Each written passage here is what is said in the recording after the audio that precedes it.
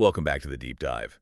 We grab all the source material, the articles, interviews, the backstory, and try to piece together a really clear picture for you on, well, often pretty fascinating topics. And today, yeah, we're looking at someone whose career took a turn that's honestly kind of mind-blowing. It really makes you rethink one of the most recognizable faces in cult movies. We're talking about Alexander Ross Winter. Right. And for pretty much everyone, the name instantly brings up Bill S. Preston, Esquire. You know, the excellent dude, time-traveling, air guitar shredding, the whole Bill and Ted thing. That's the global image, absolutely. The 89 Excellent Adventure, then Bogus Journey in 91, and that great comeback with Face the Music just a few years ago in 2020. But here's the thing, and this is really the core of our deep dive today. If you only think of Alex Winter as, that beloved actor, well, you're missing out on like 2 decades of really intense, critically praised, and seriously engaged work. Yeah, as a documentarian, an activist. Exactly. So our mission really is to unpack how that happened.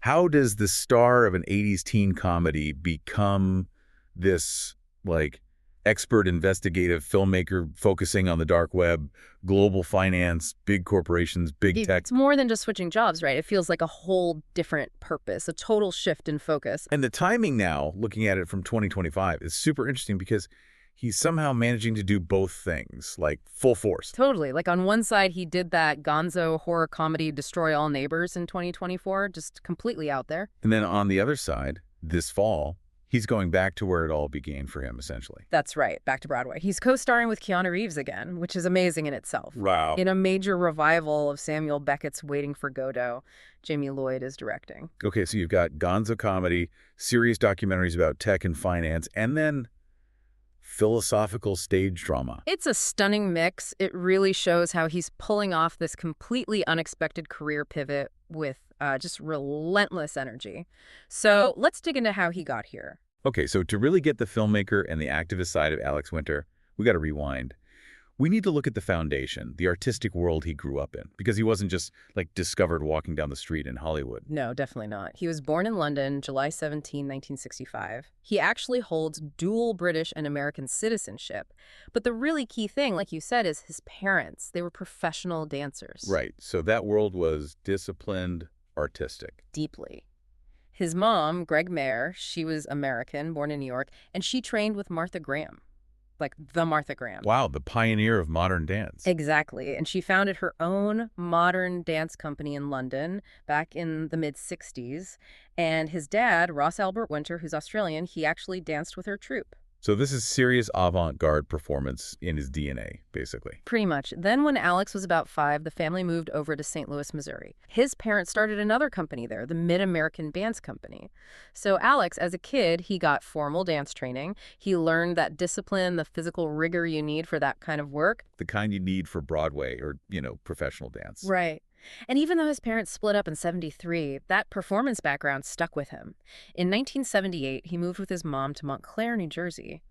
And that move was basically the key that unlocked his first career break. The stage. The stage, yeah. That's the part people often miss. They think Lost Boys or Bill and Ted was the start. But no, he was a working actor, commuting into New York City way before all that. He was doing Broadway, off-Broadway. Yeah, look at the record. He was in some pretty big shows. Like he was a replacement in The King and I back in 77, 78. And he played John Darling. That's a key part in the Peter Pan revival in 79. Right. And by 81, he's doing Simon Gray's Close of Play at the Manhattan Theater Club. That's serious theater. It shows he was comfortable with that world, with complex plays, ensemble work, which makes his return to Godot now in 2025 feel like a real full circle thing, not just some celebrity stunt casting. Absolutely. And there's another layer, too, culturally. His mom's Jewish, Ukrainian Jewish descent. The family wasn't super religious, but he did go to Jewish summer camp, apparently learned some Yiddish from his grandmother. So you have that mix, too, the dual citizenship, the cultural background. Interesting. But even with that stage success, it seems like his head was already turning towards making things himself. Totally. In 1983, he gets into NYU's Tisch School of the Arts. That's a big sign right there. He wasn't just trying to act, he wanted to direct. And that's where he met Tom Stern. That's the guy. Crucial collaborator. They hit it off, started making 16mm short films together almost immediately. Classic film school story. Did you finish Tisch? He actually didn't. Dropped out before senior year, which, happens a lot with young directors who are just itching to get started. He moved out to Hollywood specifically to write and direct. But Hollywood being Hollywood, you got to pay the bills. Exactly. So while he's trying to get short films and music videos off the ground, he lands that role. The one people do remember from before Bill and Ted. Marco and the Lost Boys. Marco the Vampire, yeah. 1987, Joel Schumacher film. Total classic now. And that role, that visibility, it was kind of the perfect setup, raising his profile just in time for the part that would, well, change everything. So Bill and Ted blows up. Huge global success. That gives Alex Winter what every aspiring director needs. Yeah. Fame, access, basically currency in Hollywood. Right. But what's really striking is how fast he refused to just stay Bill. He cashed in that currency, sure, but he used it to push his own vision, starting with sketch comedy. Right after Bogus Journey in 91, yeah. Him, Tom Stern, and another collaborator, Tim Burns, they launched the Idiot Box on MTV. Super fast-paced, really weird sketch show. Didn't last long, though, did it? Only 6 episodes. But it definitely showed off their unique, kind of bizarre humor, and that little bit of cult buzz, plus the Bill and Ted heat, led straight to a studio deal. Okay, see, that's the smart play. Totally strategic. They leveraged that momentum into a pretty big deal, like $12 million from 20th Century Fox. Yeah. But what they gave Fox was definitely not Bill and Ted 3. No kidding. We're talking about Freaked, 1993, his first time directing a feature film. Co-directed with Stern, co-wrote it, and he starred as the main guy, Ricky Coogan. How would you even describe Freaked to someone who hasn't seen it, compared to Excellent Adventure? Yeah, well, it's like night and day, a quantum leap into weirdness. Freaked is this totally surreal, satirical, body horror comedy. It's just packed with insane creature makeup, crazy practical effects, and it's savaging corporate culture, fame, media. It sounds completely nuts. It's completely nuts. It shows right away he had this audacious streak. Like, you gave us $12 million. Okay, we're going to make the weirdest possible thing with it, totally uncomplicated. It's basically the definition of an anti-studio film made by a studio. And didn't get good reviews? Yeah, surprisingly. Like, the New York Times, Entertainment Weekly, they reviewed it well at the time. But Fox, they clearly had zero idea what to do with it. How do you market that level of strangeness? Yeah, they just did. Pretty much buried it. Never got a wide release, which is a shame. But it did eventually find its audience, became this huge cult favorite later on through video and stuff. Still, having your first big movie basically shelved by the studio, that must have stung. Seems like it, because he took a break from feature directing after that. A pretty long one, actually. It didn't direct another feature until 99. Almost 7 years. And when he came back, it was a completely different vibe again. Totally different. Fever, a psychological thriller. And this is where people outside the, cult movie world started to really take notice of him as a serious filmmaker. It got some real recognition, didn't it? Huge validation. Fever got into the director's fortnight at Cannes. That's a major deal for independent, art-focused cinema. And the critics really responded. The New York Daily News called it a claustrophobic mind-bender worthy of Roman Polanski. Wow. From Bill S. Preston to comparisons with Polanski, that's quite a leap. Right. But then almost immediately after that, in the mid-2000s, he pivots again, this time into kids' TV blockbusters. It feels like whiplash just talking about it. Yeah. Fever, then Ben 10. Is that just about the money, you think? Or did he genuinely want to try family stuff? It definitely shows his range. But yeah, very likely a smart move financially to keep his independence. You gotta have some commercial hits if you want to fund the weirder passion projects down the line. And he jumped into adapting Ben 10, which was massive for Cartoon Network. And these weren't small things either. The first one, Ben 10, Race Against Time in 2007. Didn't that break records for the channel? Highest ratings in their history at that point, yeah. Then he did the sequel, Ben 10. Alien Swarm in 2009. That pulled in like 16 million viewers over its opening weekend. That's insane for cable TV.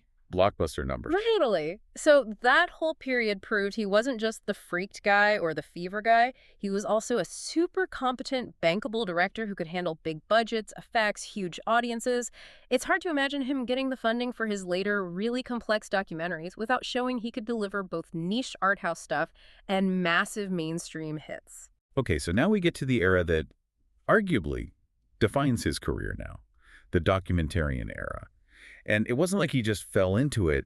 It seems like a very deliberate shift towards serious investigative work, mostly focused on tech, privacy, media.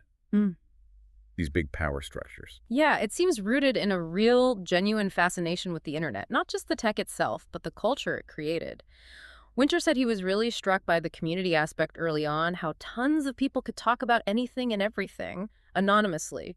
He saw something huge starting, and he wanted to document it. Which led straight to his first big documentary, right? Gillett in 2012, about Napster and file sharing. Exactly. And right away, you see his critical thinking. With Downloaded, he wasn't just repeating the standard line about, piracy killed the music industry. Right, the easy narrative. He was actually pushing back against that, criticizing media companies, news outlets for, exaggerating how many people use Napster only for illegal stuff. He wanted to show the revolutionary side of it, how it changed access to culture. He wasn't buying the simple story. He wanted the deeper, maybe more complicated truth. Precisely. And that drive for the technical, complex truth led him to what's probably his most well-known doc, Deep Web in 2015. Which won a ton of awards. Multi-award winning, yeah. Deep Web tackled some heady stuff. The Silk Road, online black market, Bitcoin, back when it was still pretty mysterious to most people, the whole idea of the dark web. It premiered at South by Southwest, right? Yeah. And did really well commercially. Huge for a doc. Opened as the #1 documentary on iTunes, which tells you people were hungry for this kind of information. And the Silk Road story itself is fascinating. Focused a lot on Ross Ulbricht, the founder who got, life in prison. Yeah, sentenced to life. Winter's film didn't just explain how the market worked. It dove into that whole high-profile legal fight, asking big questions about government power online, anonymity, digital freedom. Where are the lines? What's really interesting is seeing the connections he makes. If Napster was about anonymous information sharing, his next films kind of follow the trail of anonymity into money and power. That definitely seems to be the thread. It leads straight into global finance. He put out 2 documentaries, basically back-to-back in 2018, that hit on similar themes. Right. First was the Panama Papers, all about that massive leak of financial documents in 2016. Which exposed all those offshore shell companies. Exactly. These, secret tools used everywhere to hide money, dodge taxes, basically operate in the shadows on a massive scale. Winter used the documentary to show why this hidden world of finance actually matters to regular people, why that anonymity is a problem. And the second one that year looked at the tech side again. Trust Machine, the story of blockchain. So looking at the technology behind Bitcoin and crypto, he explored the potential decentralization, transparency, all the promises, but also looked critically at how it was really playing out, connecting it back to the financial systems he looked at in Deep Web and Panama Papers. Okay, so there's a clear line. Anonymous culture with Napster, anonymous transactions with Bitcoin and the dark web, anonymous wealth with the Panama Papers. He's using his camera to look into these hidden systems, these places where power operates unseen. It's a really consistent investigation. But he wasn't only focused on tech and finance, right? He also turned his lens onto culture and Hollywood itself. Well, Like Showbiz Kids in 2020. yeah, that was a really powerful one. Looking at the reality of being a child actor, the pressure, the intensity, sometimes the danger, given his own background, that felt very personal. And then the huge one, also in 2020, Zappa. Oh yeah, the Frank Zappa documentary. That was a monumental project. And it really speaks to the trust and credibility he'd built by then, because he got full access to the Zappa family trust archives, which are famously tightly controlled. How did he swing that? It wasn't just handed to him. It came from the fans. They crowdfunded it through Kickstarter. It actually became the highest funded documentary ever on Kickstarter, raised over $1.12 million.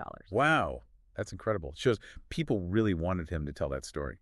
Definitely. They trusted his vision as someone who could handle that legacy properly. And then his most recent big doc, The YouTube Effect from 2023, brings it right back to the internet's power structures. Looking at YouTube's massive influence. Yeah. Produced with Gail Ann Hurd, big name producer. Premiered at Tribeca, had a sold-out theatrical run. He's still examining that online community he was initially fascinated by, but now with a much more critical eye on its global impact politically and socially. So this intense focus on systems, on power, on hidden vulnerabilities, it takes on this whole other layer, a really personal weight, when you consider something Alex Winter revealed back in 2018. Yeah, this is where his own story really connects with the themes in his work, especially something like Showbiz Kids.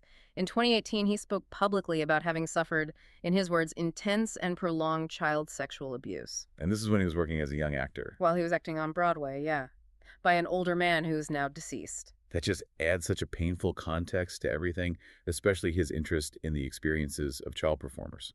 Absolutely. It reframes so much. He talked very openly about the impact, the extreme PTSD for many, many years, how it just wreaked havoc on him. His decision to investigate those hidden dangers within the entertainment industry, particularly for kids, you can see it as this incredibly brave public way of processing that trauma. And there was that really interesting paradox he mentioned, too, about how he coped. That's fascinating, right? He specifically said that starring in the Bill and Ted movies was therapeutic for him. Think about that. The trauma happened in the highly professional real world of Broadway. Right. Intense, serious theater. And the therapy, the escape, came from playing Bill S. Preston, this character who's just relentlessly positive, goofy, Yeah. almost aggressively simple and safe. It's like the hyper-optimism, the sheer absurdity of Bill was a refuge, a way to heal. That iconic role for him was deeply therapeutic. It's a really profound link between this huge pop culture figure and a very difficult personal history. And that platform he built through acting, he's now using it very directly for activism. Which brings us right up to 2025 and some pretty bold public stances. Yeah, taking on some very big names and issues. Like in February 2025, he was actively involved in promoting these national Tesla takedown protests. Outside Tesla showrooms, what was the specific issue there? It was framed as a direct response to Elon Musk's political activities and also this group Musk was promoting called the Department of Government Efficiency, DOGE. WE, like Dogecoin. Exactly. That acronym felt like a deliberate nod to the crypto meme culture Musk loves. So the protest wasn't just about cars, it was about Musk's specific brand of political influence, his whole persona as this corporate figurehead. And Winter was careful about how he positioned himself in that, wasn't he? Very specific. He made a point of saying, look, I'm an avid electric vehicle owner myself. This isn't anti-EV. It's not even anti-Tesla, the company. It's anti-Elon Musk. He called Musk a toxic figurehead. So the goal was to pressure Tesla to distance itself from Musk. That seemed to be the stated aim, yeah. Using his own platform, even his consumer choice as an EV owner, to critique the leader at the top. And that willingness to get involved in tricky political areas didn't stop there in 2025. No. Later in the year, in September, he signed on to an open pledge with a group called Film Workers for Palestine. Okay, what did that pledge entail? It committed the people who signed it to not working with Israeli film institutions that the pledge organizers believe are complicit in genocide and apartheid against the Palestinian people. That's a very strong statement, especially within the film industry. It's a really bold move. It shows he's willing to draw professional lines based on complex international conflicts. It really cements this identity he's built as an engaged activist, someone using his industry standing for political ends, a million miles away from the slacker dude persona, really. It really is something, isn't it? To trace this path, the deep dives into tech and finance, the political protests, the personal revelations, and then realize, oh yeah, he's also still acting and directing commercial stuff too.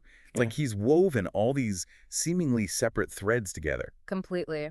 And maybe the biggest symbol of that weaving together was Bill S. Preston coming back. After all those years of development hell, he and Keanu Reeves finally made Bill and Ted Face the Music in 2020. And the plot was almost about his own journey in a weird way. Kind of meta, yeah.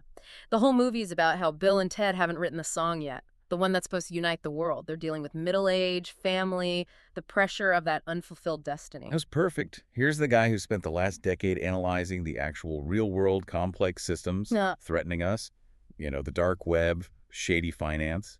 And he's playing a character still struggling to save the world with just a rock song. It acknowledges that saving the world is maybe a bit more complicated than just being excellent to each other. It fits his trajectory perfectly. And he's definitely keeping both feet planted in both worlds. Looking at his recent stuff, it's still that mix. 2024, he was in that totally bonkers movie, Destroy All Neighbors. Back to the gonzo horror comedy, playing two parts in that one, Vlad and a public defender, just embracing the weirdness again. And then for 2025, he's wearing all the hats again. Produced, directed, and starred in a feature film called Adulthood. See? He's constantly flexing all those muscles, directing, producing, performing, sometimes all in the same project. He's not choosing one over the other. But the thing that really feels like it closes the loop, maybe, the thing that connects the experienced filmmaker and activist all the way back to that disciplined kid taking the train into Manhattan, it's the stage return. Absolutely. Returning to Broadway, fall 2025, with Keanu in Waiting for Godot. That's not just any play, it's Beckett. It's pure, stark, minimalist theater. A deep philosophical dive into waiting existence, meaninglessness. Talk about whiplash again. From destroy all neighbors and criticizing Elon Musk to Beckett. It's more than just showing range, though. It feels like a deliberate statement, solidifying his seriousness, maybe, returning to that high art standard from his youth. But now, as this globally recognized figure known for something completely different. It's like the ultimate synthesis. Exactly. The disciplined performer, the determined filmmaker, the documentarian, the activist, all coming together to tackle one of the most profound texts about the human condition. It ties everything together beautifully.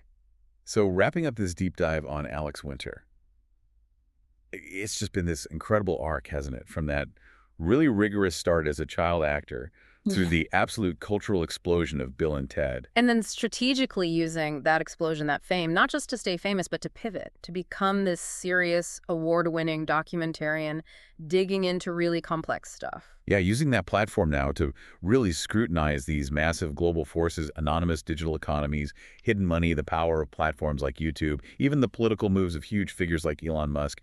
He turned being Bill as Preston into, like, a tool for serious investigation.